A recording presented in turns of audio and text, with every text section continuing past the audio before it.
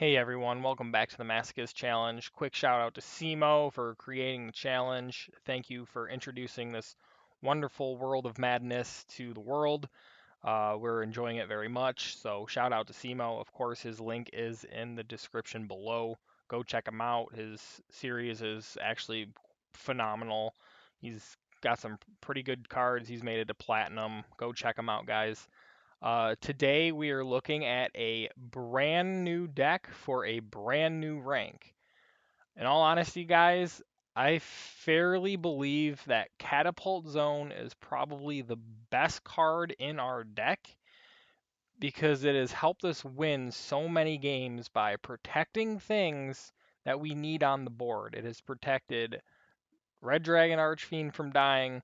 It has protected Hyper Hammerhead from dying and was able to get this thing's effect off twice in one battle phase, battling that Neo Galaxy Eyes Photon Prime Dragon, whatever its name is, that.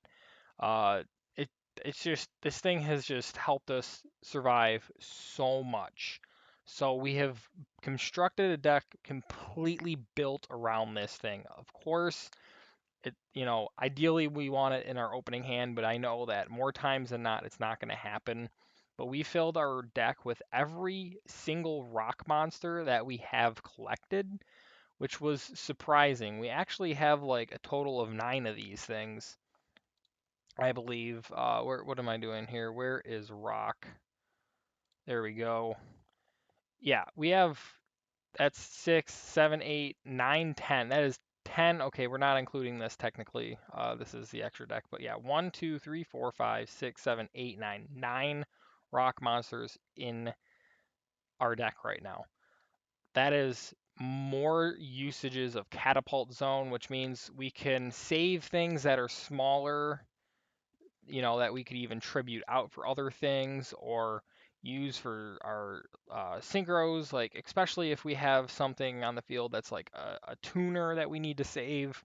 But yeah, we have all of these cards in here, and a lot of these actually are still useful. Of course, we have our 2200 defense walls still in here, but like these two are at least two 1600 defense walls. Um, so at least that's something. We have this is a 1700 defense wall, another 1600, and this actually has an effect that I believe we can use. You can banish this card from your graveyard, target one level 3 or higher attack position monster on the field, change it to face up or face down defense position. So we could potentially get, some weird shenanigans off with that. Uh, and then, of course, our weakest thing here is Ancient Jar. However, Ancient Jar here is in this deck for one extra purpose. If we take our Ancient Jar and we have a level 3 tuner on the field that we've been saving with Catapult Zone, we could slap this down and we can actually go into this thing, which is a level 4 tuner. And then from here, we can use, a normal level 4 monster and go into Red Dragon or another. I don't think we have another level 2 that's just non-tuner, but like we at least have an extra play that we can actually use with this other than use it as a sacrifice for our Catapult Zone. So that is kind of the new strategy going into gold here, is more of a defensive stance until we can get our bigger things out on the field. We have some of our staples right now as far as Hyper Hammerhead goes, as far as Fire Hand goes. The tuners that I chose, of course, we still have our Dragoonity cards just in case we can somehow uh, get this thing out on the field.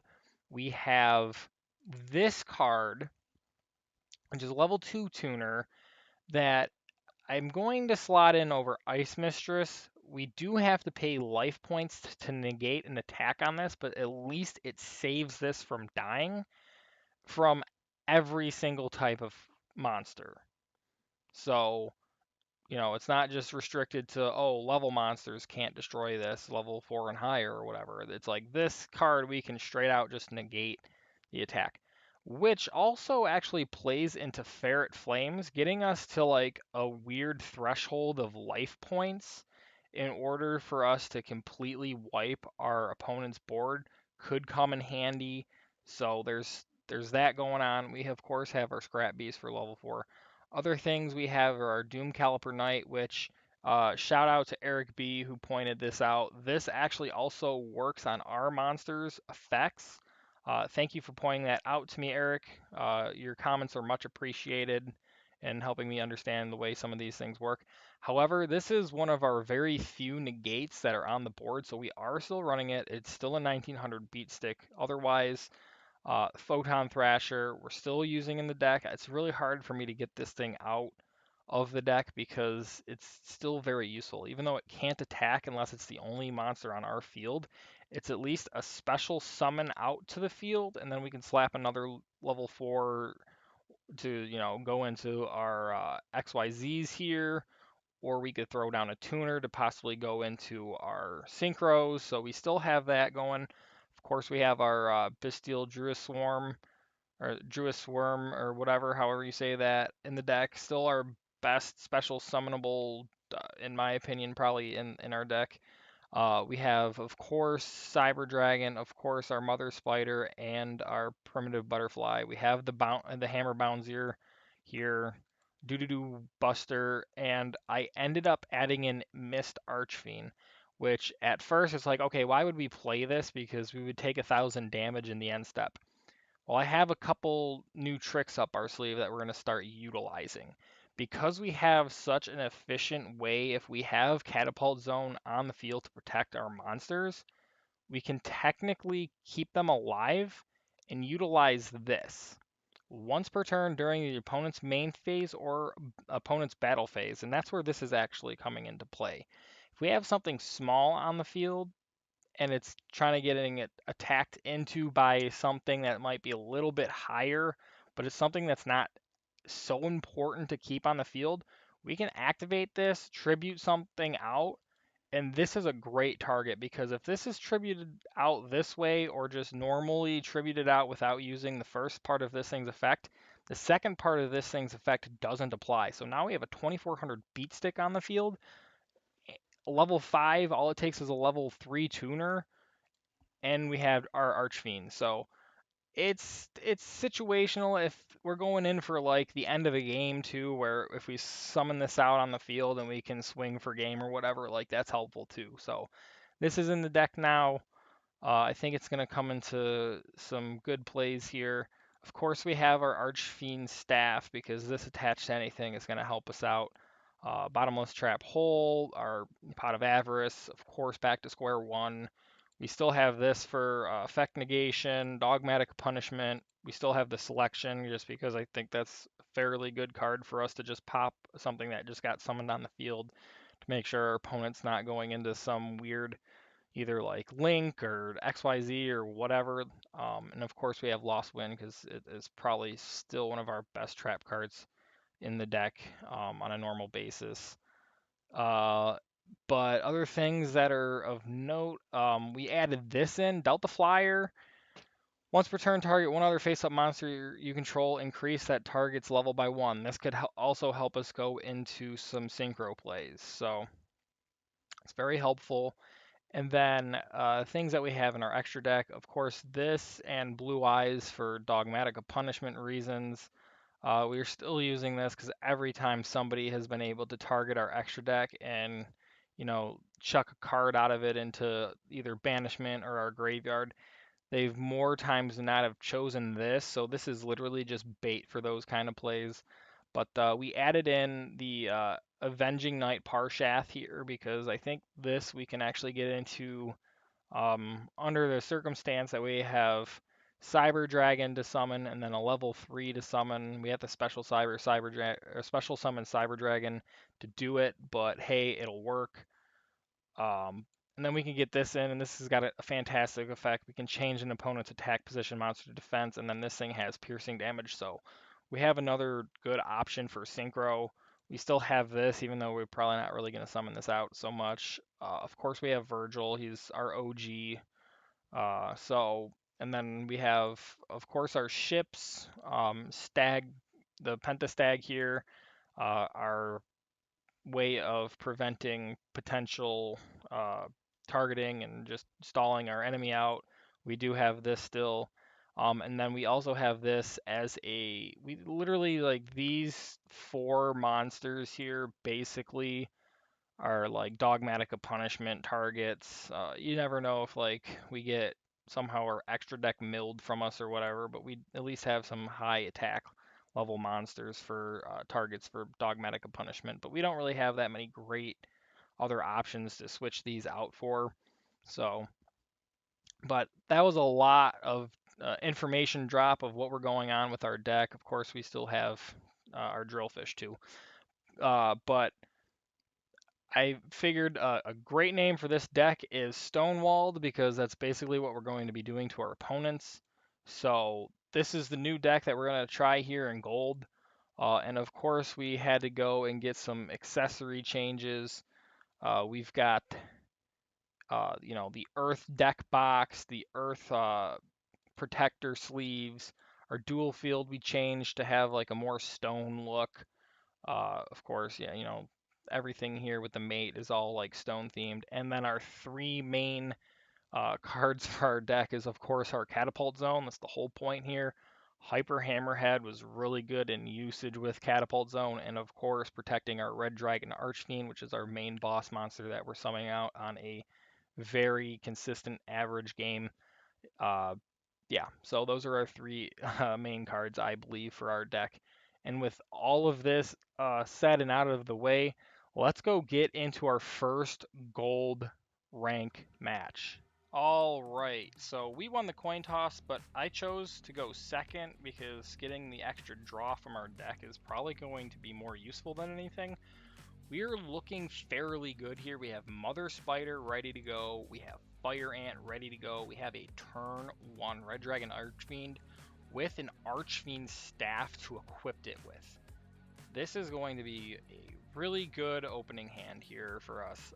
Depending on what they're actually playing, opening of the Spirit Gate. Okay, he's playing the Sacred Beasts. That's an interesting thing to think about. But funny enough, we can out them with our Red Dragon Archfiend with this staff. So as long as they don't have some sort of like battle protection or whatever, we should be fine. But yeah, let's see this guy play his first hand here. We might have a way to get through this. He's only got 4 in the extra deck here, so he's probably playing like a very small, like he's gotten just enough cards that he pulled to make this, so I don't know. Unless he's completely not doing the whole archetype here, but I don't know why he would only have 4 in his extra deck apart from the fusion monsters that he needs, but he should also have some like links and some other useful things that he could go into, but he doesn't. So we're looking pretty good as far as the information on what his deck is comprised of here. He's got a normal 40 card deck here, so alright, he's putting Uri in defense.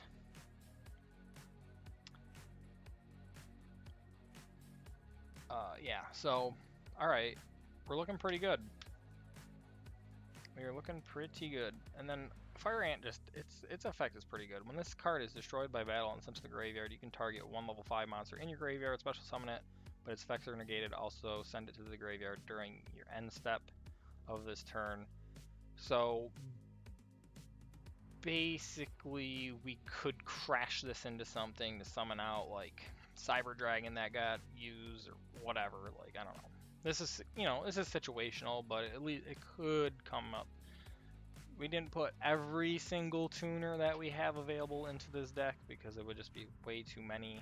So I think we have a good enough stall tactic in the meantime to get the things that we need. I also, of course, I cut Spy Gal Misty out of the deck because, I mean, unless we had like something to special summon out with her beforehand, like a Mother Spider or a best case scenario or Photon Thrasher, like trying to potentially draw a card but using her as our normal summon is kind of like a waste in my opinion. But alright, we have the selection, that's pretty good. Alright, our problem here is that he's got 2 of his Sacred Beasts and we can only destroy 1. All right, well, we're gonna go for it, I guess. Do the spitter or splitter, whatever. And let's go to fire ant, right? All right. That's perfectly fine. I just remembered. Hello, Red Dragon Archfiend's effect attacking a defense position monster. Like, duh. All right, we're looking good. Oh yeah, here we go. Let's go. I bet he is not happy about this. We don't even have to target any of them. So let's just go into battle here. I don't think he's got, oh no. Actually no, I think this is fine. Because it's based off of the effect. There we go. We should have did this. I didn't realize that I couldn't target the token. Oh well, that's at least a learning lesson right there. We'll go into main phase 2, we'll put down the selection, and we will pass turn. But we're already looking good. This is looking really good. And this actually only cuts attack, so it wouldn't have mattered either way. So we still made a fairly good play. 1,000 life points is nothing off of our back. We just cleared 2 Sacred Beasts with 1 attack. So we're looking actually really good now. I really wonder how he's going to come back from this. I mean, he could, of course, have multiple copies of each of the beasts in his deck. I highly doubt he's playing Uri, though. He's definitely playing Haman. He's using Raviel. But I highly doubt he's playing Uri. He's going to use the effect of his opening the Spirit Gate. We should have put Red Dragon Archfiend in one of these 2 columns next to him, because if we could have potentially gotten out like Pentastag to put in front of him, that would have been really, really good. That was a misplay on my part, but it is what it is. I think we're doing pretty good for our first duel in gold. Alright, there is the Chaos Summoning Beast. That's not looking good for us, but he can do it from his hand, ignoring its summoning conditions. Okay, that's fine with us. Doesn't look like he's got much. Drac Dino, that's a really good card. Alright, we're actually gonna do this. That's alright, man. You do that Max C game, we are not doing anything that has anything to do with special summoning. We're just gonna do that, and then we're gonna go in for 3k. We're gonna go to main 2. No, there's nothing that we need to do there. We're gonna go to end phase. We're gonna actually activate Dino's effect so we can draw 2 cards. Alright, nice. This is a really, really good first game of gold rank. I keep saying it, but it's because it's true. Our deck is interesting to say the least as far as its strategy goes. I don't know if you could say it's better than our normal best cards that we have deck, but it might be. It might be, and it might just have the weirdest strategy to get us through gold quicker. If we can outlast more games because the catapult zone being online a lot longer than it normally is, then we could potentially make some pretty good comebacks. So building the deck around it, I think, was the smart play. Alright, he's gonna once again bring out his Chaos Summoning Beast. Alright. Alright. Summon your token. Be my guest.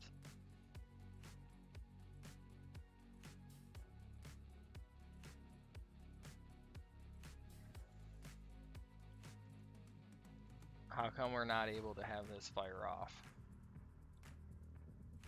it's summoned. It's both of them are dark and they're both fiends, so this should be able to fire off. I don't know what's going on here. Okay, I guess not. That's really weird. I guess they must have had some sort of protection, I guess? That's really strange. Alright, our opponent is helping us kill himself quicker. The problem is he gonna be able to summon out something? Okay, he's going to... Okay, yeah. Bird Anaconda is so ridiculous. And he's going into... this. Alright.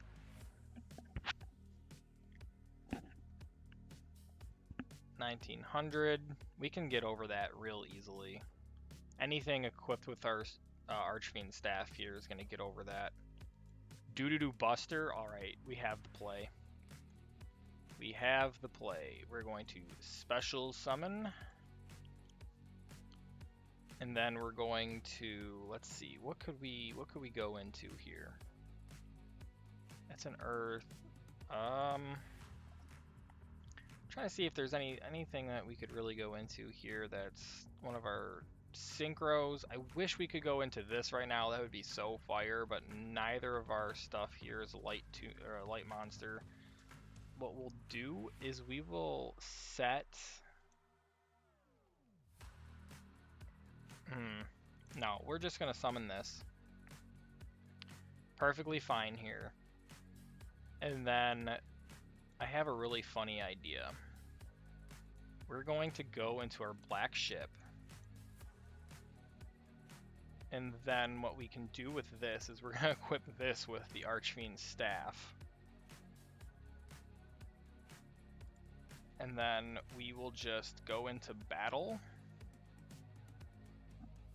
And we'll get rid of his fusion monster here because we can swing over him, so we might as well get in some life points here. No big deal.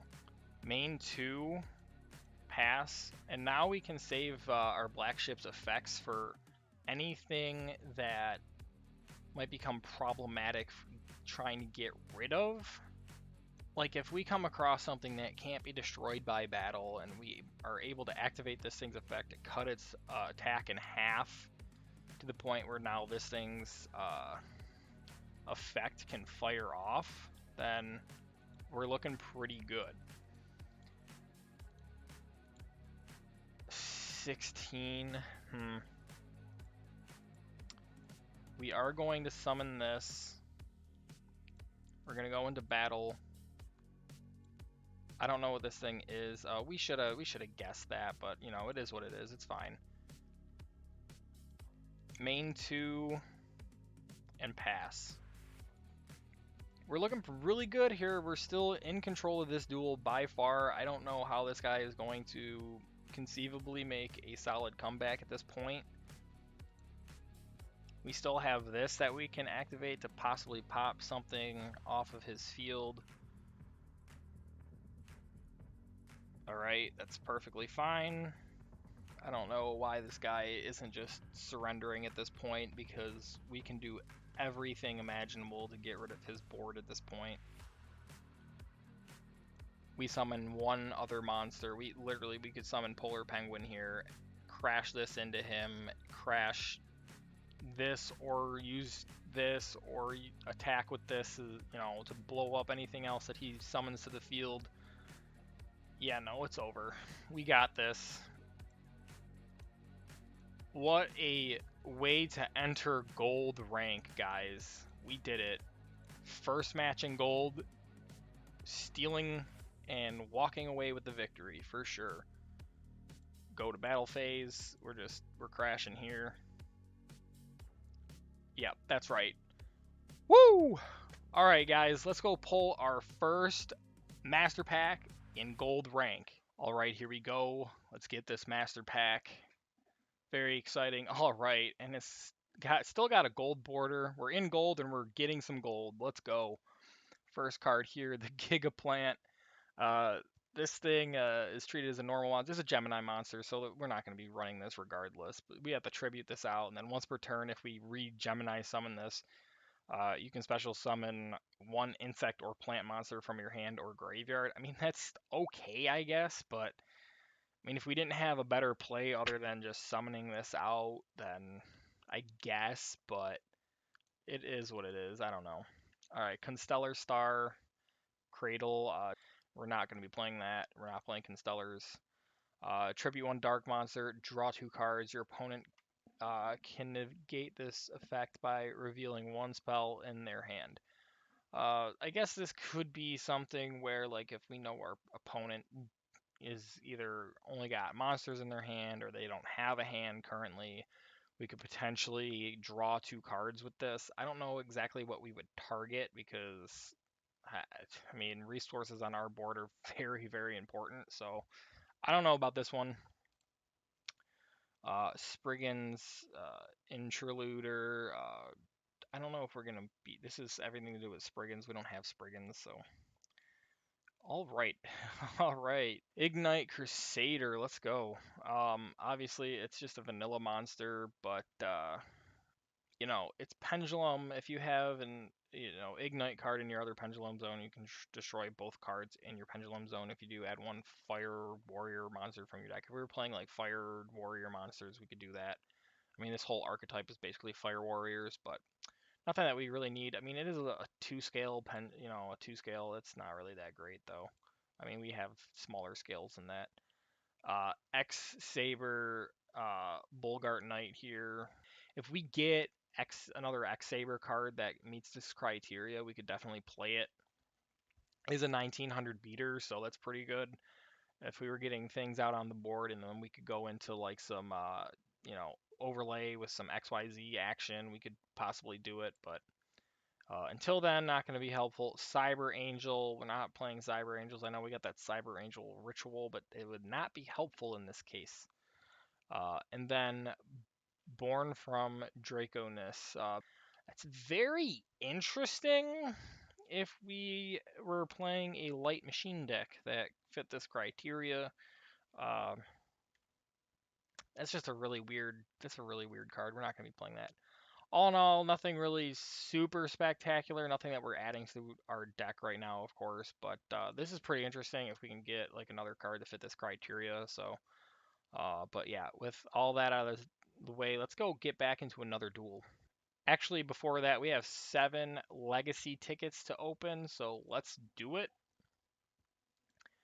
and see what we get. Here is the first one. We got some good lightning striking there, but I highly doubt it's going to mean much. Summoning Curse. That if we were playing like a stun deck, that might come into play. I don't know, maybe. I mean, our deck currently right now is kind of like a stun deck, but we definitely want to not have to do this ourselves. So, all right, we have another machine monster here. When this card is destroyed by battle sent to the grave, you can special summon one bicular from your hand or deck. Uh, don't think we have any of those, but it is definitely going to go into our machine cards list. All right, here we go. Pack 2. We've got Cave Dragon. We're not going to be playing Cave Dragon. It would have been a big attack wall, but no, we're not putting this in the deck. We'll put it in the Dragons cards list, but even then, we wouldn't play it in a Dragons deck. Codebreaker 0 Day.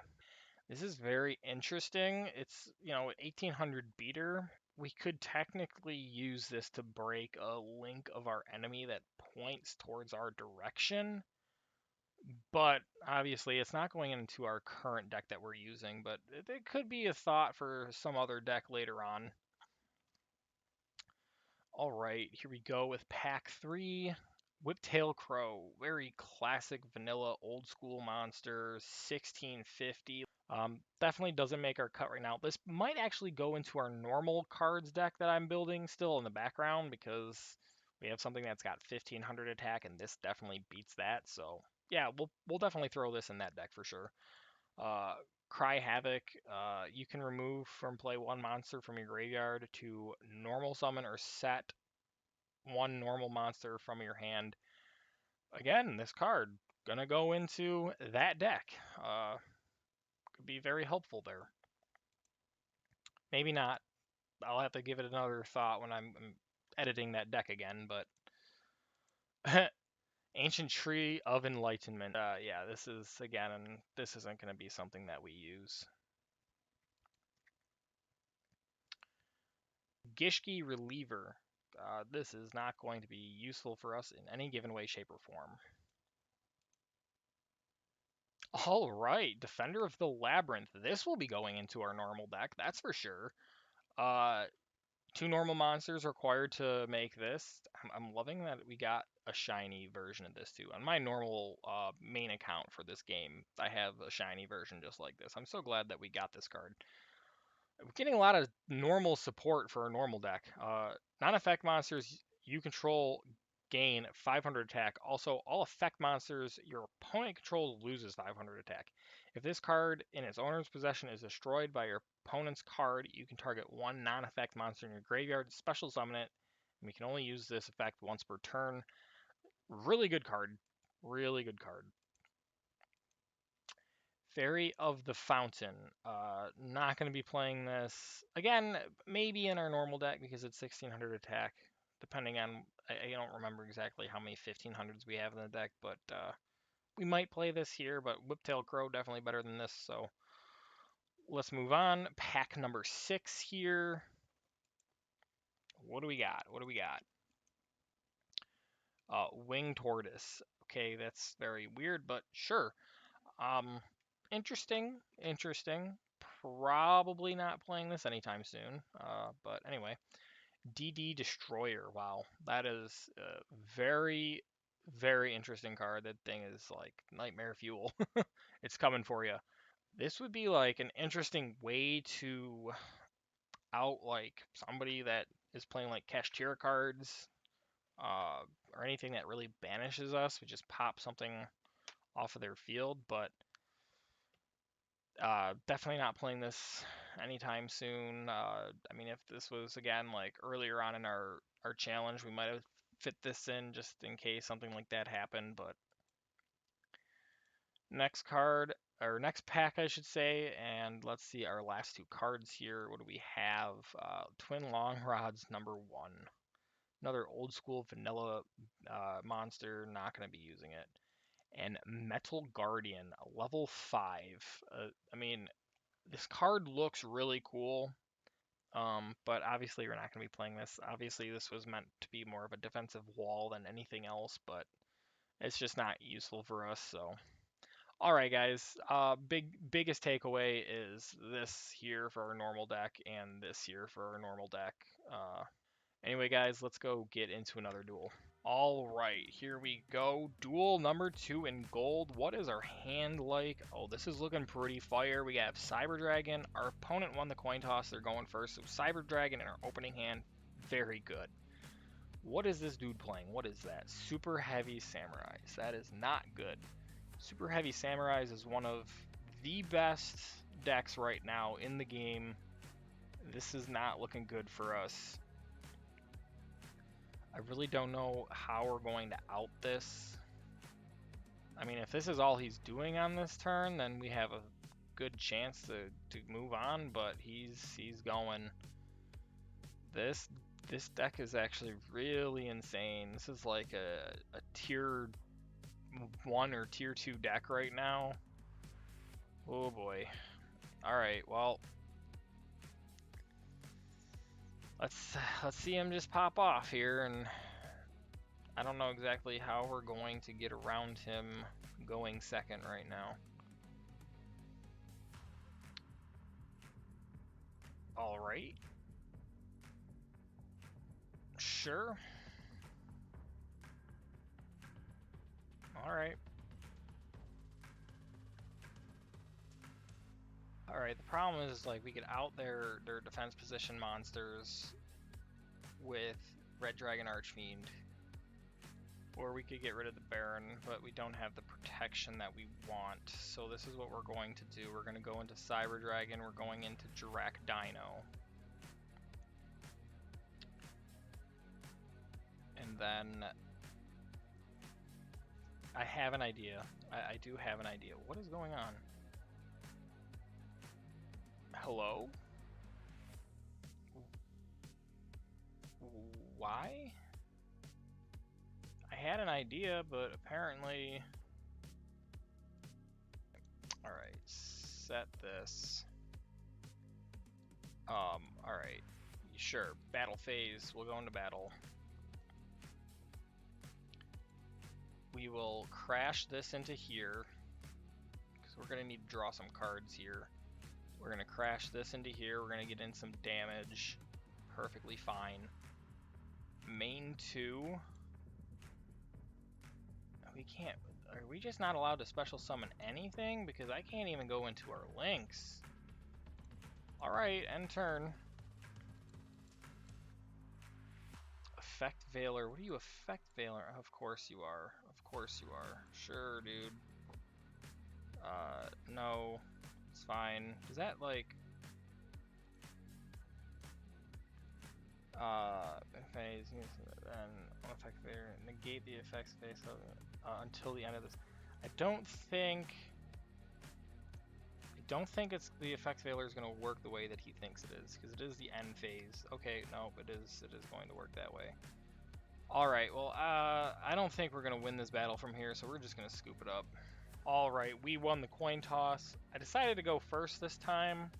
Glad that we did, because we have at least a turn 1 setup here. I think we're going to do the fire hand, of course. We're just going to set that. We're going to pass.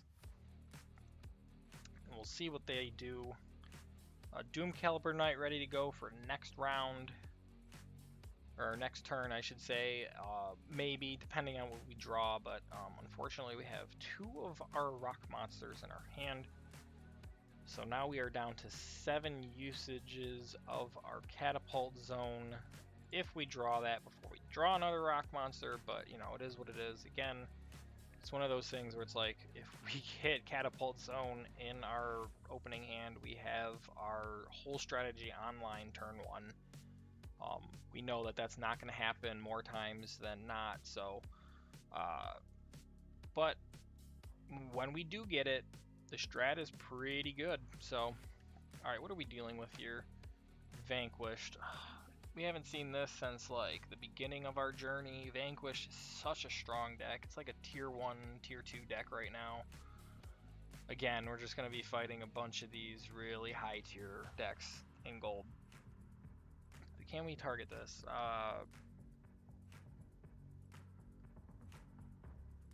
It doesn't look like he has like a negate or anything. So yeah, swing with us with this so we can pop this. Yes, go for it. Do it. Thank you. Of course we're going to activate that, and of course we're going to get rid of this. See ya! Wouldn't want to be ya. Let's go. We could either... You know what? Let's bring in the Doom Caliper Knight. Please tell me we can swing into this. No, we can't. We cannot be... Okay, while you control a Vanquished Soul, we have to target the monster with the highest attack. I should have read this before just playing Doom Caliper, but... Actually, no. I have the out. We have Performer, Pal, Seal Eel here. We will use...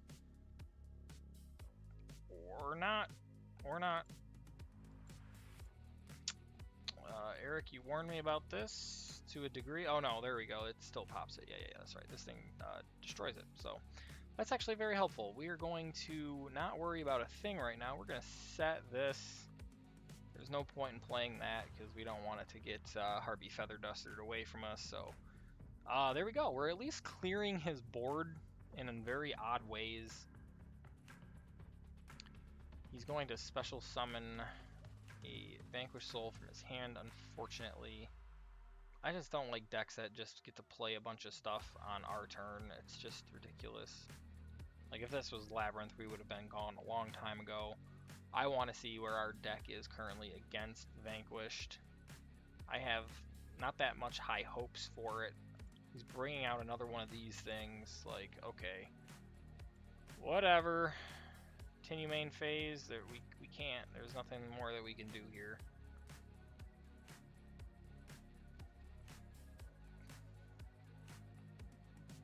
And he's getting the other copy back from the graveyard. Fantastic. Alright, I think we're just going to call it here, guys. All right, we once again won the coin toss, going first. Don't really see a great turn one here. I mean, we could use the polar penguin, set that. Its effect could potentially bounce anything that our guy is playing here back to his hand, something that, you know, he needed to get out on the field or something, you know. You never know. It's probably going to be our play. I don't really see a reason for setting this right now, so yep, let's just set polar penguin and pass. That I think is our best play right now. What is this? Live twins. All right. Do we beat live twins? Probably not, because the way they work is absolutely ridiculous. Here we go. Direct attack. Go for it. Come on. Still got 11 in his extra deck. Like, he's still got plenty of the rest of the same amount of copies that he needs to continue this loop even after this.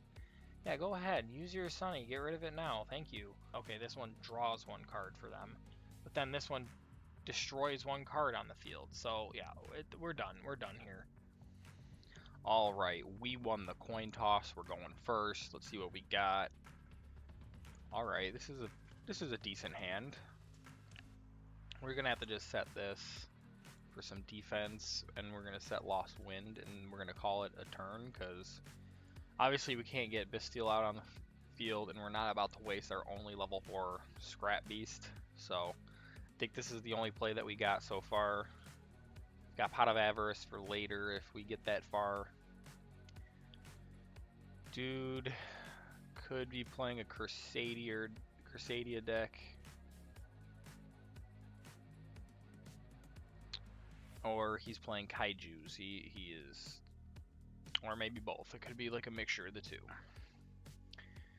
Let's see here. We're just gonna Lost Wind this. If his play was to swing over his gift to us, then, you know, we just stopped him from progressing further. So, and I'm alright with that. I mean, we could have waited until he attacked, but I want to see what else he wastes.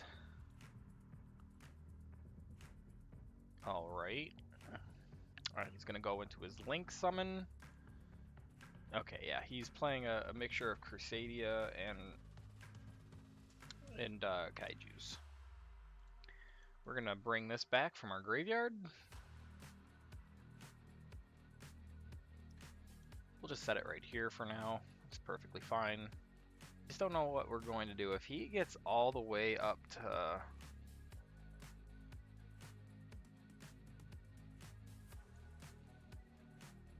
If he gets all the way up to... I forget this guy's name. I think it's like Ivermax or something like that. I don't know. I don't know the archetype that well to know all the names, but this guy is like the biggest problem in the deck. He's a really cool card. He's just really annoying to try to out. Okay, he's getting Maximus. Alright. He cannot special summon that currently, but he's going to try to rectify that right now, it looks like. Yep, okay, going into... Okay. That's a problem. We're not about to take that yet. We do have a target in his graveyard that we can banish for our card here, but I still don't think it's quite the proper time to do so.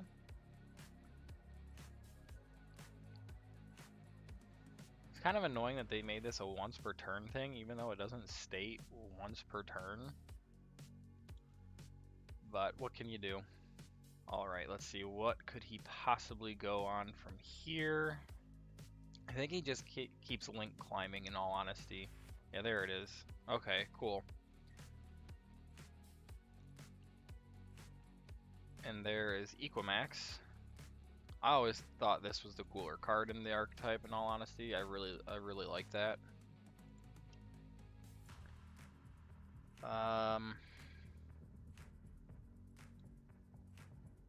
Alright.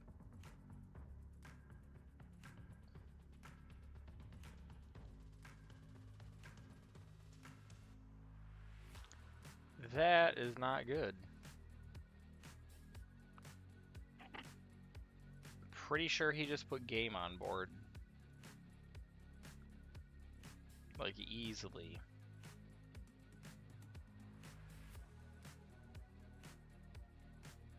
Yeah, this deck is like very OTK-esque. Like, there's nothing that we can do here.